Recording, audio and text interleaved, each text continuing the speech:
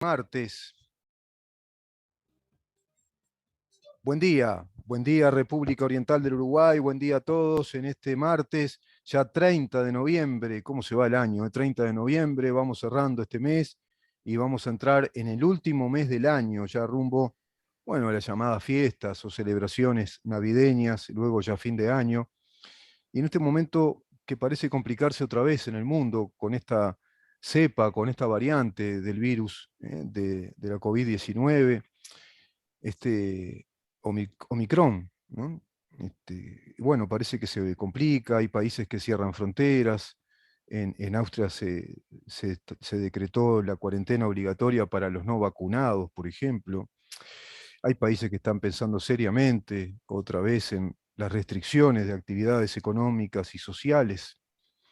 Vamos a ver qué sucede. Mañana vamos a conversar respecto a este tema con el economista Jorge Caumont, porque esto afecta a la economía también mundial y ya está afectando la economía mundial.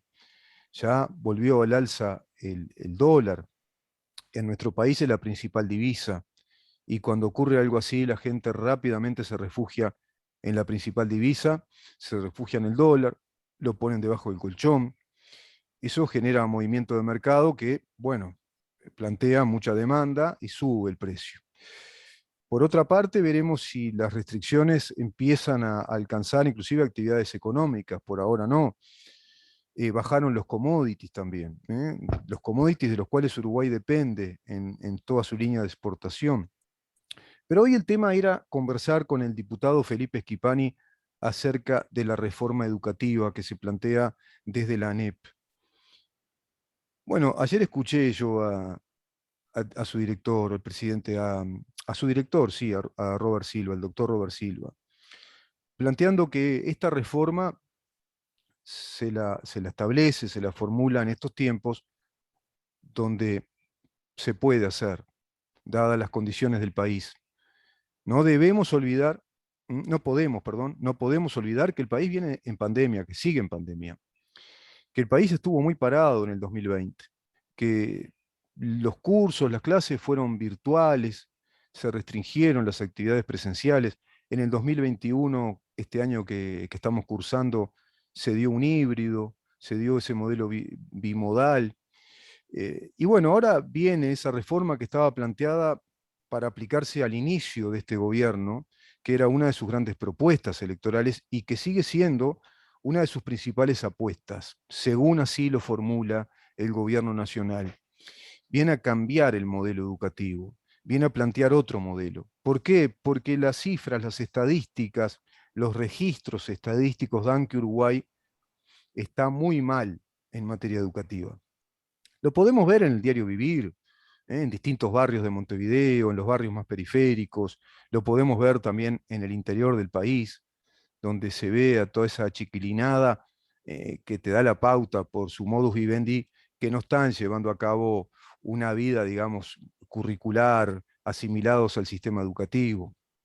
Y se empieza a partir de ciertos años, de esos años que precedieron a este gobierno, a ver una sociedad más complicada, violenta, se empieza a ver una descomposición social y hay que vincularla necesariamente a esa deserción de adolescentes que se van a convertir en jóvenes, que ya se convirtieron en jóvenes, muchos de ellos, y esa deserción que es muy alta. La tasa de deserción del sistema educativo de nuestros adolescentes y jóvenes es muy alta. Estamos hablando de un 42 a un 44% de jóvenes que no terminan secundaria. Jóvenes de 19 años, hoy el 42% no terminaron secundaria y seguro que no terminaron secundaria abandonando en etapas tempranas de esa educación secundaria. Siquiera es que no terminaron secundaria y les queda alguna materia de preparatorios. Pronto son jóvenes que tienen 2, 3 años de liceo cursados. Bueno, todo eso genera una problemática social muy importante, genera marginalidad, en este momento y en este mundo que exige al conocimiento, exige a las destrezas en los conocimientos técnicos, en los oficios, en las tecnologías, también, por supuesto, en las profesiones universitarias, bueno, se nos plantea entonces una sociedad bastante descompuesta, bastante complicada. Todo eso está planteando el gobierno. Está planteando una reforma educativa que va, por un lado, hacia los contenidos de los programas educativos. Ayer lo escuché al doctor Robert Silva. Es el tema que me interesa. Estuve atento a lo que decía.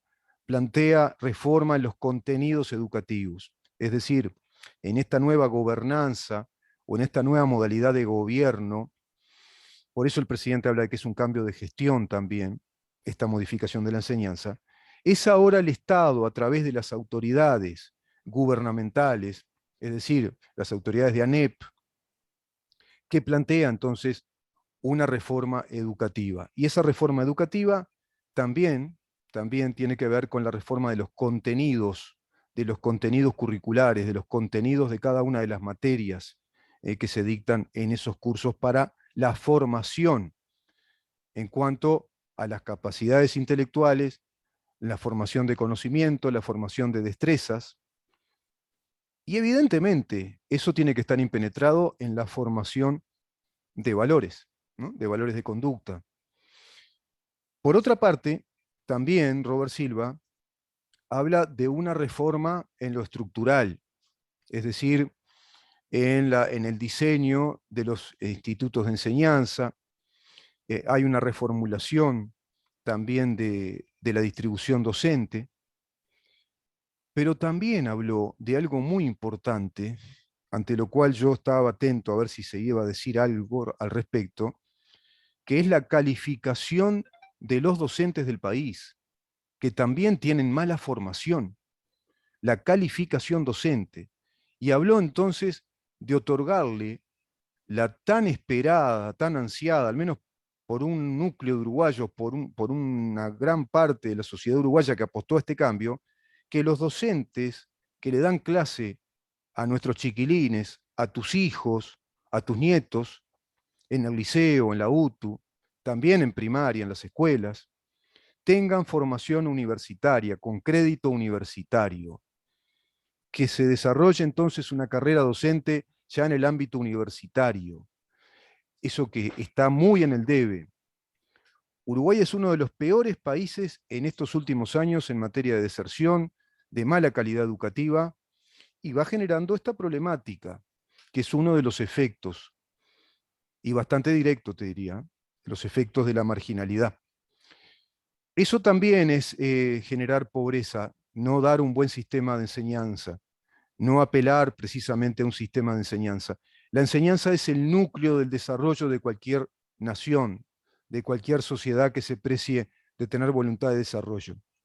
Porque al desarrollar precisamente buenos sistemas de enseñanza, bueno, tú tenés ahí una población que desarrolla masa crítica, que desarrolla pensamiento, que tiene la capacidad intelectiva de discernir las señales políticas de sus distintos gobiernos, las señales culturales, saber leer entre líneas, cuando tenés poblaciones ya capacitadas. Bien se dice, desde antiguo, que la democracia es un sistema de gobierno muy delicado, porque si bien es un sistema muy racional, muy tendiente a lo equitativo, pero sobre todo a la libertad. La democracia está indisolublemente vinculada al concepto de libertad. Libertad en cuanto a libertades individuales, todos lo sabemos, libertad de expresión, la libertad de elección, de pensamiento, la libertad de movimiento, la libertad psicomotora, la libertad de poder salir y entrar al país, las libertades, la libertad de emprendimiento empresarial, profesional, la libertad de elegir tu profesión, pero también la libertad de la movilidad social, el ascenso social. Eso que vimos muchos uruguayos con nuestros abuelos, con nuestros padres, que desde una situación socioeconómica, digamos, humilde, muy humilde, desarrollaron familias que fueron superando por generaciones a sus padres, a sus abuelos. ¿Cuántos profesionales hoy son los hijos de aquellos modelos educativos que fueron dejando rastros en estos últimos 15 años? Modelos de enseñanza que se fueron desarticulando, que fueron cooptados por un sindicalismo omnímodo que atraviesa el país y así atravesó todo el sistema de enseñanza ideologizando la enseñanza, violando flagrantemente el principio de laicidad que así formula la Constitución de la República y también la ley de enseñanza, esa cooptación ideológica de los centros de enseñanza, pero dentro de sus planes educativos, formó generaciones o mal formó generaciones estafadas, en el óbice de tener una visión global, integral, por ejemplo, de la historia, de la filosofía de las ideas, una formación en las humanidades, en el campo del pensamiento, que les permita, como ciudadanos, tener los elementos necesarios para evaluar qué sociedad quieren. Son generaciones adoctrinadas o reprimidas. Adoctrinados aquellos que comparten esa doctrina o que fueron rápidamente embelesados, hipnotizados por esa prédica, que es una apologética del marxismo. Y por otra parte, aquellos que tienen sentido común, quizá por formación familiar, quizá simplemente por eso, porque tienen esas virtudes intelectuales, se vieron reprimidos, se sienten estafados, se sienten sin la capacidad de expresar. ¿Cuántos docentes? Yo tengo amigos que son docentes, entre ellos uno que es oyente, muy fiel del programa, el profesor Gabriel Bianchi, profesor de biología, y me dice, mira, Rubén, es imposible acá hablar, prácticamente el 90% son todos fanáticos militantes de izquierda, y está complicadísimo, realmente. En las clases abiertamente hablan contra la LUC, abiertamente adoctrinan, hacen propaganda, y cuando a mí los alumnos me plantean, ¿por qué no? Yo simplemente les digo, miren, mi rol es venir a dar clases en esta materia. Si quieren hablar en otro contexto, por fuera, pero acá no le corresponde a mi rol de docente. Uno, de 10, ¿cuántos? Dos, capaz, el 20%, 30, ponele, con optimismo, que cumplan la verdadera tarea docente. Bueno, y después vemos esas sordas que gritan, como le gritaban al presidente, porque claro, perdieron el cogobierno. Está con nosotros el doctor Felipe Schipani, escuchando muy atentamente este planteo inicial. Sé que tuviste ayer, Felipe, en ese acto donde estuvo, bueno, el presidente de ANEP, ¿no? El doctor Robert Silva, planteando la reforma educativa, planteó reforma en los contenidos, yo le decía a los oyentes, los contenidos educativos, planteó la reforma también en cuanto a la capacitación docente, la ansiada o tan mentada tercerización, la formación universitaria de nuevas generaciones docentes. Bueno, no sé cómo estás viendo este panorama. Buenos días, Rubén. Un saludo para ti, para toda la audiencia.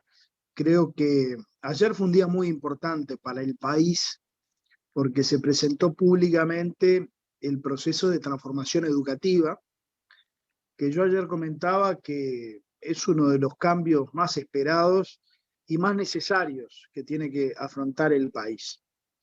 Se desarrolló un muy lindo evento ahí en la Torre de Antel con autoridades de gobierno, bueno, con el presidente de la República, con docentes que vinieron desde lugares muy lejanos y que hicieron uso de la palabra. Fue un acto atípico en ese sentido, en la medida de que hizo uso de la palabra una docente de Bella Unión, justamente del Centro María Espínola de Bella Unión, contando la experiencia de trabajo en dicho centro.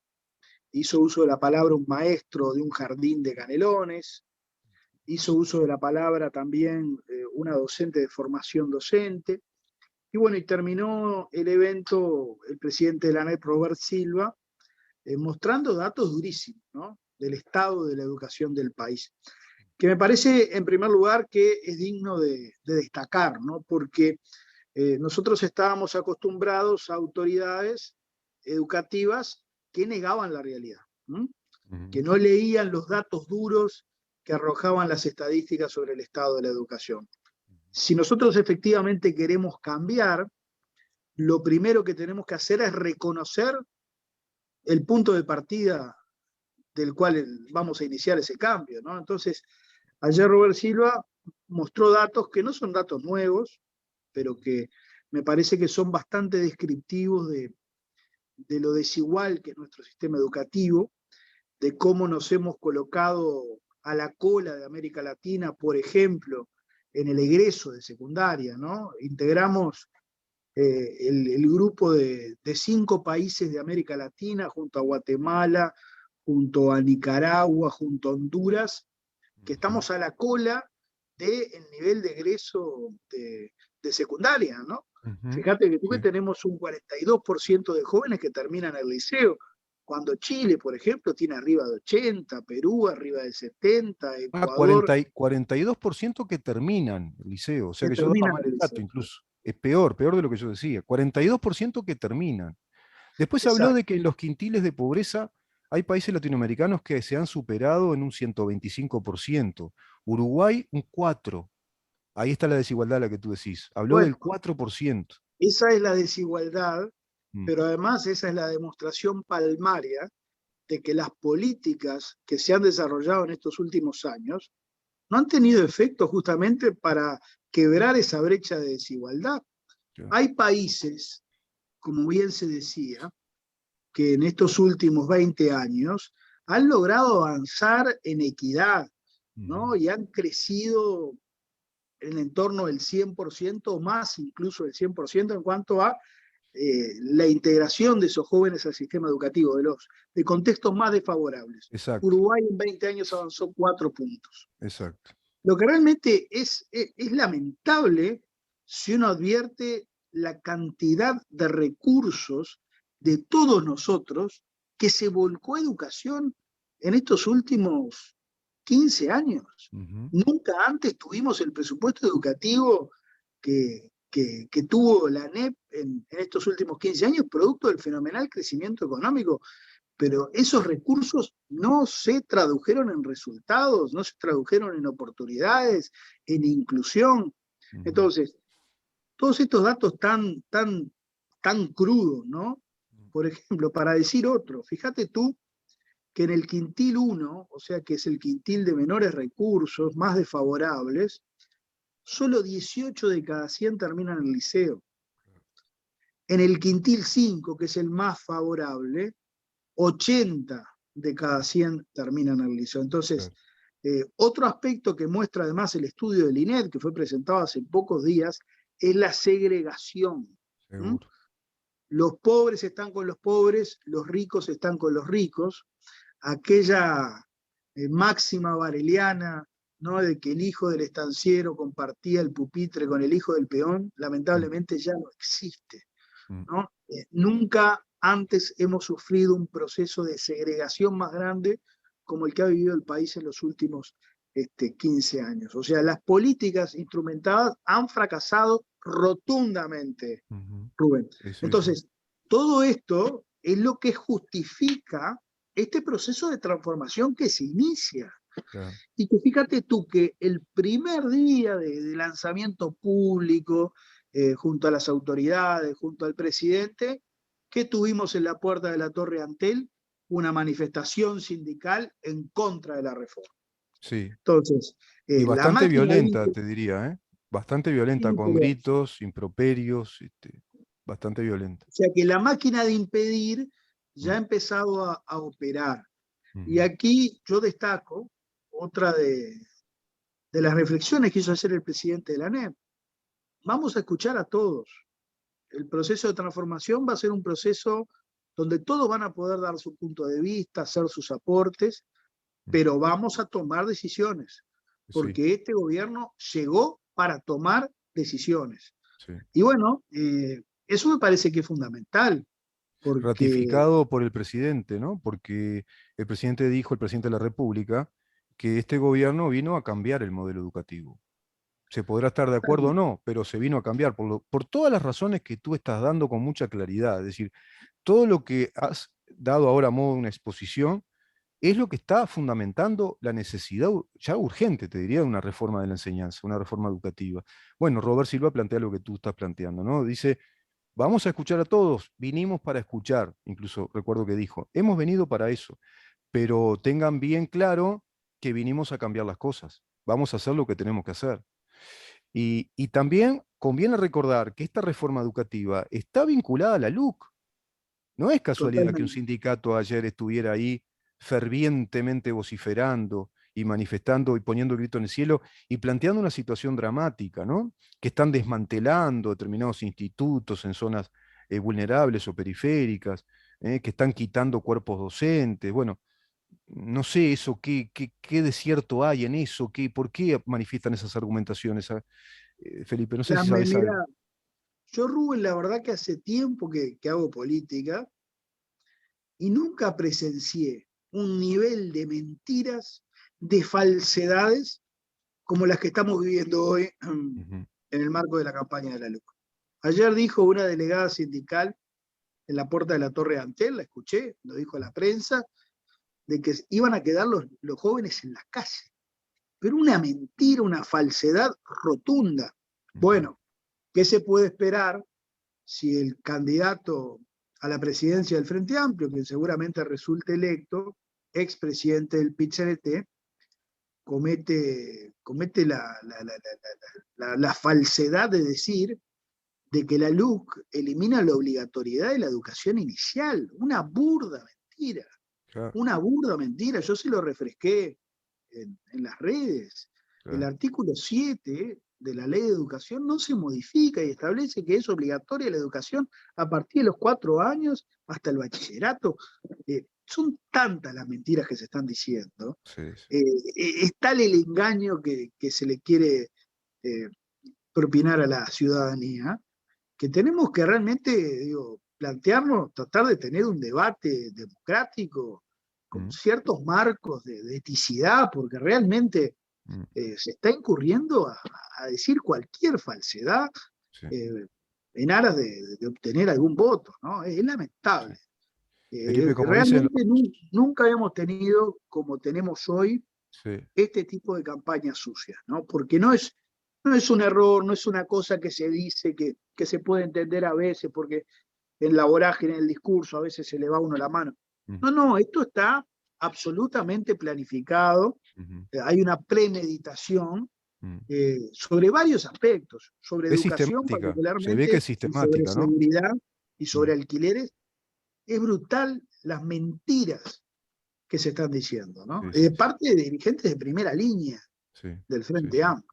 Sí, claro. No, es sistemática esta campaña de deshonestidad intelectual en cuanto al debate. ¿Te acordás de, bueno, la contratación del argentino de la Cámpora, el señor Rasposo, le digo yo, que plantea la LUC no es Uruguay, que plantearon la privatización, que la LUC plantea la privatización de la enseñanza. Ahora esta otra burda mentira de que va a quitar la obligatoriedad de la enseñanza. Bueno, es una tras otra, como dicen los españoles, parece ser que se va de madre esto, ¿no? Si no se encausa en una ética del debate. ¿Te acordás que yo te comentaba, Felipe, que tenían que estar muy atentos porque esto iba a pasar, iba a seguir pasando y se va a agudizar? Se va a agudizar esa campaña deshonesta, llena de consignas, meramente propagandística. No van a ir a la sustancia de lo que hay que debatir. Recuerdo que conversamos contigo, habíamos de algún modo coincidido en ese análisis. No les interesan, ¿verdad?, los 135 artículos. El interés es la desestabilización, es trancar al gobierno. Trancar un gobierno que está, digamos, llevando a cabo una tarea ciclópea, porque estamos bajo pandemia. Mirá cómo está el mundo ahora, cómo se vuelve a complicar la cosa con estas variantes. Y evidentemente ellos están en ese testeo de, bueno, de consulta popular, de guarismos electorales, estarán viendo cómo van a resultar en ese referéndum. Yo estoy convencido que es así. Ellos están de algún modo tomando la temperatura electoral ya, y no hay más propósito que ese. Y por supuesto, estar desestabilizando y complicándole las cosas al gobierno. Lo estamos viendo a nivel... Mira, hoy escuchaba algo terrible.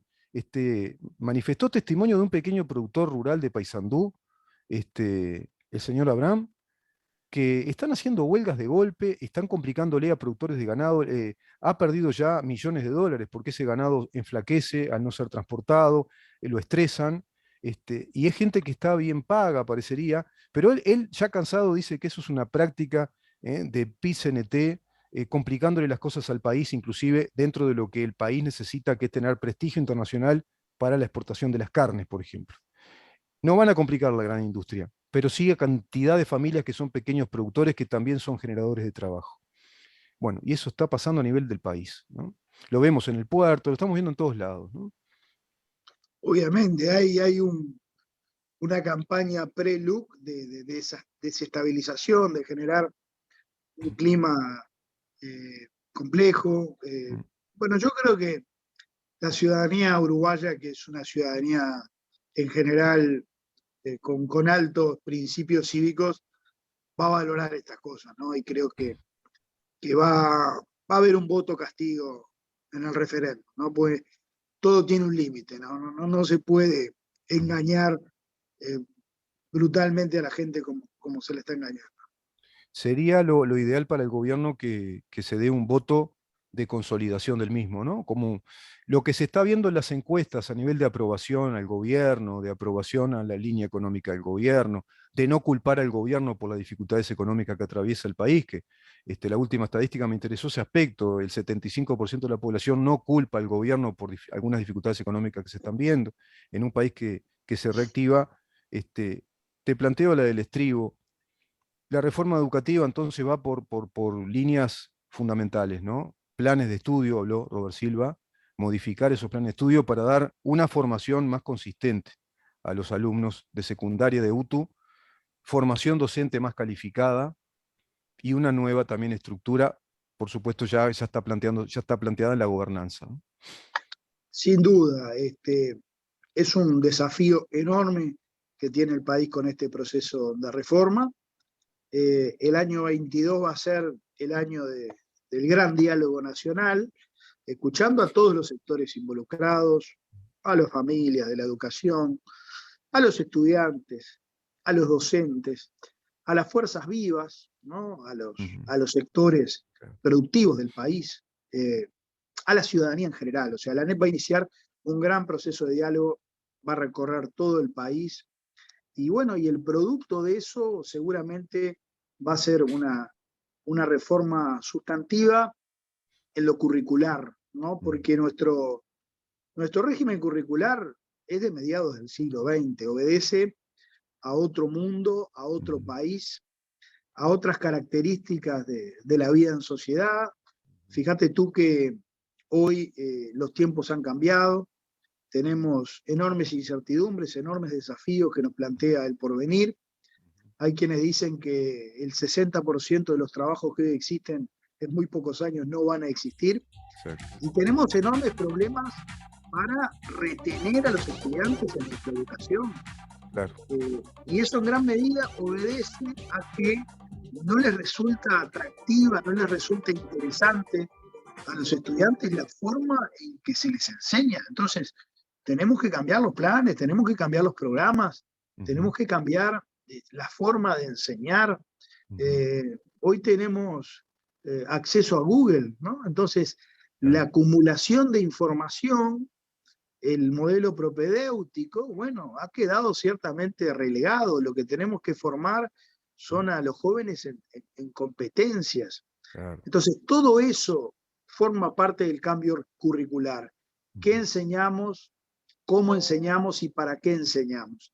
Y eso creo que va a ser un cambio bien drástico que le va a permitir a nuestra educación avanzar y bueno, y ganar terreno después de muchísimos años de estancamiento. Rubén, acá nadie está inventando el agua tibia. Todo lo que se va a implementar es lo que han hecho los países que han podido superarse en materia educativa en el mundo. O sea, los resultados están a la vista y bueno, y en esa dirección tiene que ir el país. Muchísimas gracias, Felipe. Hay muchos temas más para seguir hablando de esto, muchísimos temas. Estoy recordando la Comisión del Futuro, tendrá mucho para aportar, con Carmen Sanguinetti como senadora, el doctor Rodrigo Goñi vinculado a eso, que plantean este tema, la reconversión laboral que ya está entre nosotros, Google y Microsoft que vienen a invertir acá, su parque tecnológico, todo eso no es en vano, ¿no? Hay una hiperconexión ahí conceptual, incluso logro visualizar. Pero lo conversamos en la próxima, si te parece, porque esto recién empieza. Recién empieza.